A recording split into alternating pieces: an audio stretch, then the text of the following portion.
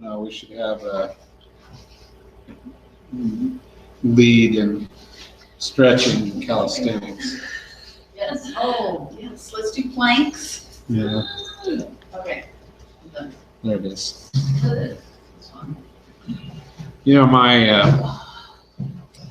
I'm just going to say that my yoga days are over. Thanks for saying that. I never really had a heyday, but.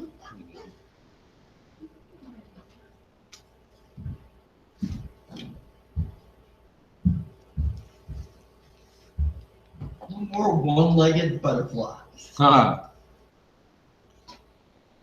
So here we are. Look at us. Look at us go. Paul and Philippi, present relationship of sacrifice and service. I'm being poured out as a drink offering. Messenger Timothy.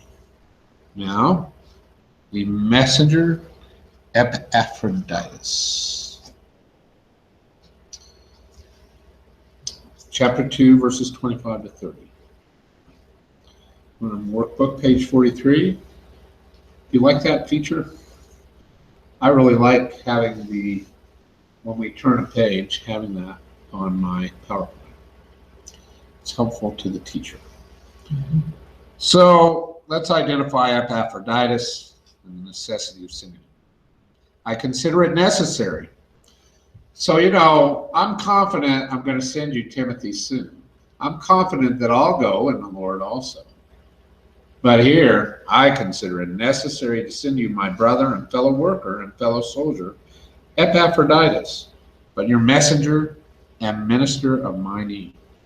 So, man, talk about versatility. This guy has more titles than, Jack Nicklaus. So, anyway, even with his confidence of coming to Philippi quickly, Paul will send Epaphroditus to them. He identifies Epaphroditus' relationship to himself in a threefold manner. Number one, he's my brother. He's my fellow Christian. You can say that to anyone who's a Christian. But he's also my fellow worker, someone who has shared the burden of Christian ministry with Paul. And he says, fellow soldier, someone who has shared the trials and persecution with Paul. He's been engaged in spiritual warfare, in prayer and proclaiming. And, if you've been in warfare together, there's some bullets coming back your way too. Persecution. Whether people are trying to shame you or whatever they're trying to do. So, threefold identification of Epaphroditus. You see how it kind of narrows down? There's one thing, okay, you're a Christian, I'm a Christian, right? But then you get a little further and you say, oh, fellow worker, now we've worked together. We've been in the Great Commission. We work side by side in the Great Commission. And then, fellow soldier, someone who shared the trials and persecution with Paul. Fellow soldier.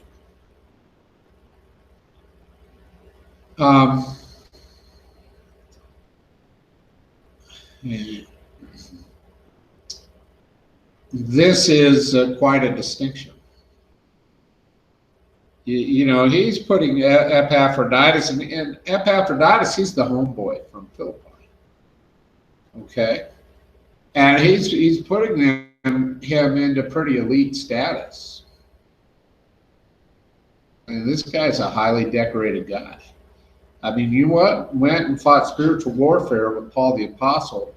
Paul's got that gigantic bullseye on him, from the world and from the devil. You go and stand side by side with Paul, bullets are coming at you. This is going to happen. How did he know these? They sent him. They sent him to Paul. Yeah, they sent him to Paul to meet Paul's needs. Yeah. Do I know he lived there all his life? But he was from the church of Philippi. Yeah. So he's a homeboy. Temporary or lifelong. Yeah. All three are modified by the possessive pronoun Paul. my brother, my fellow worker, my fellow soldier. So there's a sense of possession. He's mine. Paul and Epaphroditus have experienced these things together. That's some serious. When Paul pulls you in like this, he's got his arm around Epaphroditus. This is my guy. Now, why do you think he would say all those things to the audience there at Philippi? Well, Paul's really making him out to be the hero that he is. I think he's a hero. Paul's making him out that way. Well, why would you do that? You want to see? Yeah, value added, but you want to build him up and take that back. He's coming back as Paul's messenger, and he's got Paul's message here. Authority. Yeah. So the second part of the verse defines Epaphroditus' relationship to the Philippians. He's their messenger and minister of Paul's need. In other words, Paul had a need, and the Christians at Philippi sent Epaphroditus with the fulfillment of that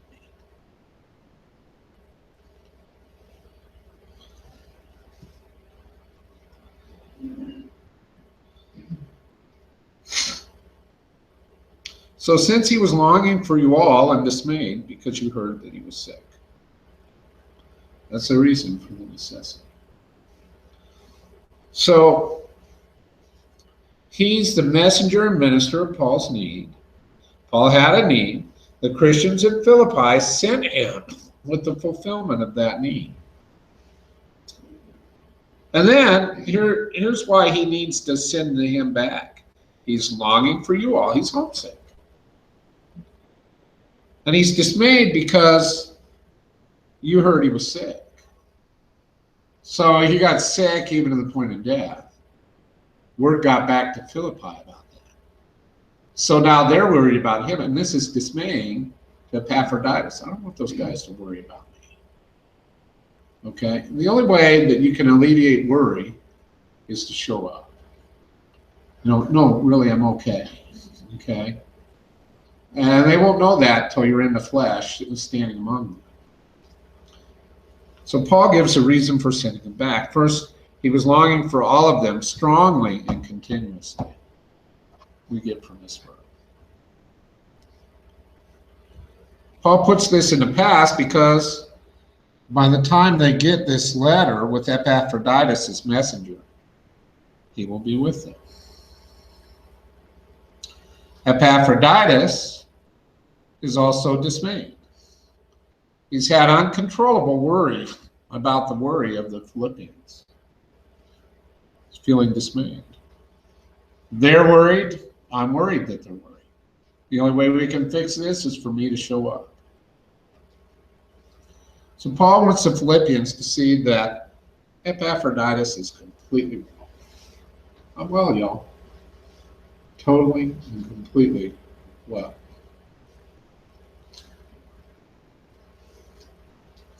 For indeed he was sick at the verge of death.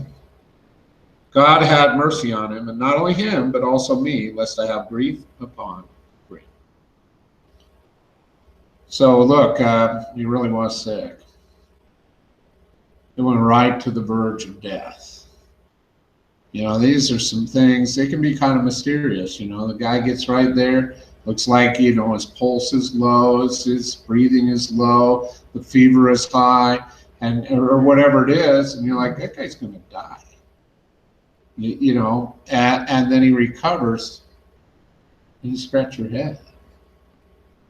Why did he recover? What's the Lord's will? We don't really know. It's not like they just gave him penicillin, or whatever. They didn't. No modern medicine. Yeah. So he was sick to the verge of death, and he almost died.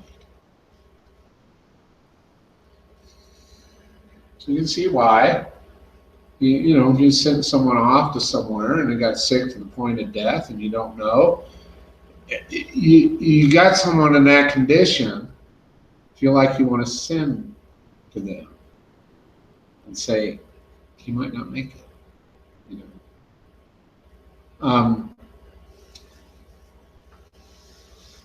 This is, one of those things. Feel responsible he's sick. I'm going to send a message over. It's going to get to you 3 weeks from now. It's not an email. It's going to get to you 3 weeks from now. And you're going to get that, and you're going to say, he's sick to the point of death. What happens next? Well, hopefully we'll get the email tomorrow about how he's doing. No, I just call on the phone. No. Now, let's say it's 3 weeks from Rome to Philippi. Now, it's 3 weeks back, and 3 weeks back, 6 weeks, right? You gotta put yourself at the speed of the ancient world. So what are they, in Philippi, they're like, well, either he's dead or he's not. There's no waiting moment by moment for the next message. The next message is either going to say he's gone or he's with us. Okay, and then what are you sick about? Now, if that guy's gone to the verge of death and he thought he had to wait around another 6 weeks, a month, whatever it is, for the Pony Express to get through. You had to wait for that message to get through. And it says he's well. You're going to be like, send him to us now. We want to verify this. So instead, God had mercy on him. He didn't die. And Paul notes on himself, God had mercy on me too. And saying, this was merciful that he's alive. If he had died, Paul would have had grief upon grief, a hugely difficult burden to bear. Okay? I'm glad he didn't die. Hey, look, is Paul joyful and thinking of the right things about his sufferings? He's got it all categorized just right. And then this great guy Epaphroditus comes and he dies on me. Well, that's a tough one to bear. And I appreciate this acknowledgement. Hey, that would have been grief on grief. That would have been a tough one. He's not saying that would have turned me over to bitterness. He's just saying that would have been tough. That would have been tough. So, he's glad. He's glad that doesn't happen. So I send him more urgently that seeing him again, you might rejoice. I might be less grieved. I'm grieved that you're worried about him. You sent him to me. He was a great help to me. I'm going to send him back so you can see him in the flesh and put your hands on him and say he's well. So I rejoice at that. We all win. Everybody wins. That's what this is about. So there's more urgency to the sending of Epaphroditus because Paul knows that when the Christians at Philippi see him again, they'll rejoice. And as a consequence, Paul will be less grieved in his care for those at Philippi. So that the joy of others for legitimate reasons lessens our own burdens. Think about that. The joy of others makes our burden light. Isn't that a great attitude? Carrying around a lot of stuff in this world, we're carrying around our own burdens.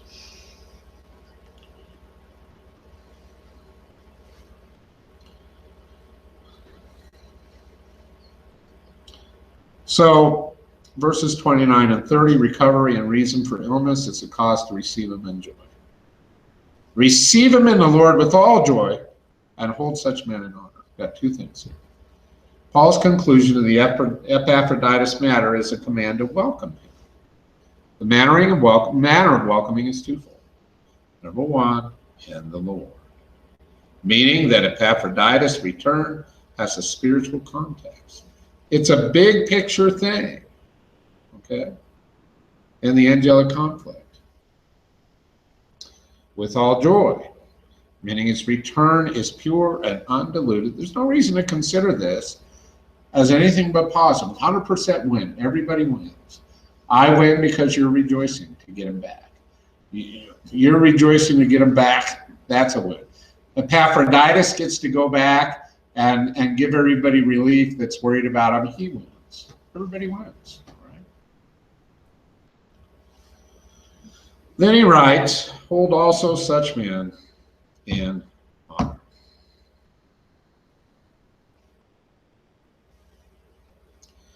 So everyone who fits the pattern of Epaphroditus' service should be held in honor. They're good men. They serve at their own hazard. And that's all Paul explains in the next verse.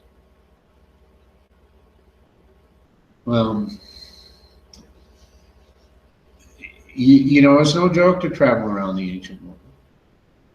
You had to get on that little boat and travel through the stormy mid. You didn't have radar. You didn't have weather reports from 3 days out. You didn't have a barometer. You didn't have any of that. You had the anti-Catharin device, whatever that was. Maybe that was a radar or something. But you didn't have any of that. You got in a boat and you hoped for good weather. You went on the road. You hope that there's no robbers on the road, but half the time there are. Come into a town, you hope the food's good, but it might have food poisoning. You go, you eat strange food, you do all that. I can remember so many places all over the world where I've eaten food. The hotel in Cuba this last spring, we looked at the whole layout and the Hotel de Camagüey and looked at it and we're like, wonder what that is. And so heck yeah, we just put it on our plate and oh, that's what that is. And then we ate it, and half the stuff we ate, and we're like, not sure. They had some great stuff too. Some of it was like, ooh, my palate's not made for that. And went to Tahiti. They chopped up the fish. They poured coconut milk on it, squeezed a little lime. There's your meal. You forgot the fire part. No, you see, in between you chopping up that fish and it coming to my plate, there should be a roaring fire. No, there's not. Enjoy your raw fish. It was delicious. Okay, I thought it was the best thing I ate down there, and so it's fantastic. But you don't know. Hey, it's raw. It could have something bad in it. So in any event, there's hazards.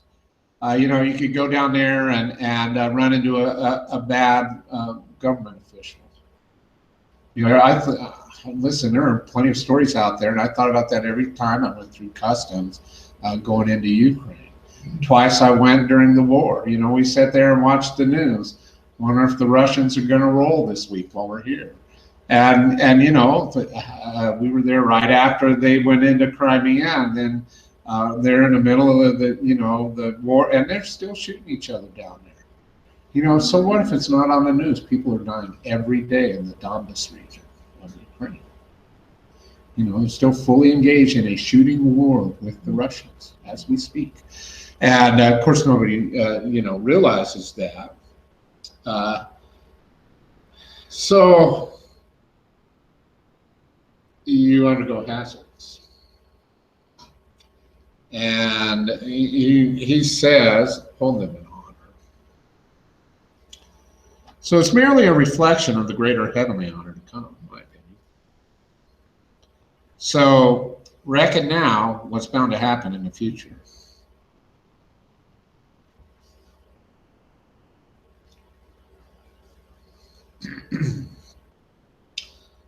So a true parallel is found in 1 Corinthians 16:15. I love this these verses here, 15 to 18. I urge you, brethren, the household of Stephanas, that is the first fruits of Achaia, and that they have devoted themselves to the ministry of the saints, that you also submit to such, and to everyone who works and labors with us. I'm glad about the coming of Stephanas, Fortunatus, and Achaicus. For what was lacking on your part they supplied, for they refreshed my spirit and yours. Therefore, acknowledge such men. What a nice parallel. Acknowledge them. They took risks, They took risks. Acknowledge that they're heroes. So finally, verse 30, because for the work of Christ he came near to death, disregarding life, that he might supply what was lacking in your service to me. It was pretty amazing. Pretty amazing. So Paul gives a reason they should honor him. He came near to death while disregarding life. To meet a certain need of Paul. And by the way, what was lacking in your service to me? Philippians fell short. Epaphroditus came and filled up what was lacking. So he's embodied the same attitude that Paul encouraged at the beginning of this chapter. Someone read verses 1 to 5, or you can read it from right up here. Therefore, if there is any encouragement in Christ, if any solace from love, if any fellowship of the Spirit, if any affections and tender mercies, fulfill my joy, that you might think the same, having the same love, soul joined, thinking as one. Nothing in the pattern of selfish ambition or vainglory, but in lowly thinking, deeming one another as superior to himself. Let each one of you look out not for his own matters, but also each for the matters of others. For let this thinking be in you, which was also in Christ Jesus. And, from there about Jesus. Is that Epaphroditus? Isn't that cool? You don't really see that unless you really take note of it. Epaphroditus turns out to be the very embodiment of this. I'm sending him back to you. Honor him. He's the guy who embodies what I'm talking about here in this chapter. Turns out Epaphroditus is one Christ-like man. All right. Here's our half hour.